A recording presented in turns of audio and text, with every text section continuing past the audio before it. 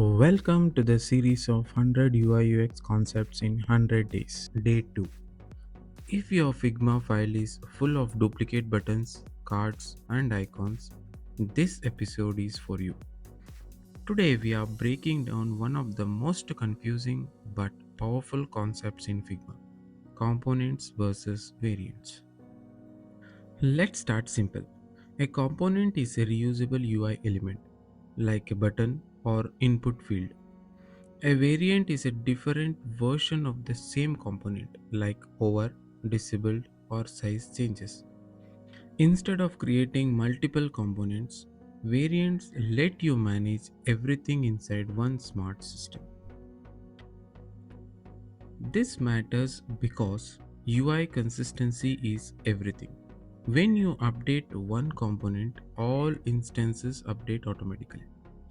Variants reduce duplication, keep behavior predictable, and make your design system scalable.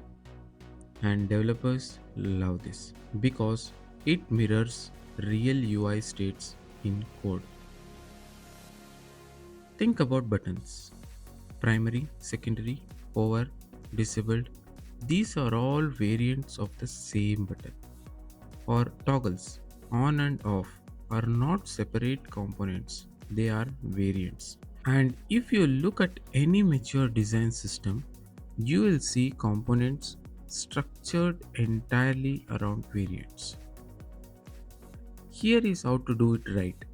Create one base component, add variants for states, sizes, and types.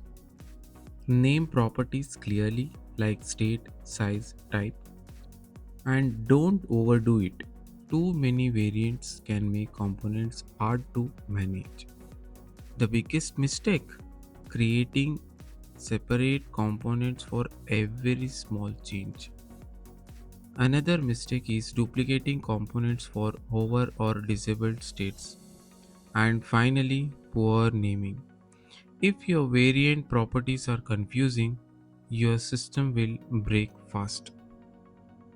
The workflow is simple: create a component, add variants, define properties, then switch variants instead of replacing components.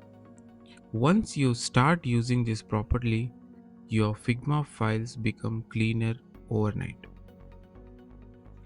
Components help you build UI, variants help you scale it.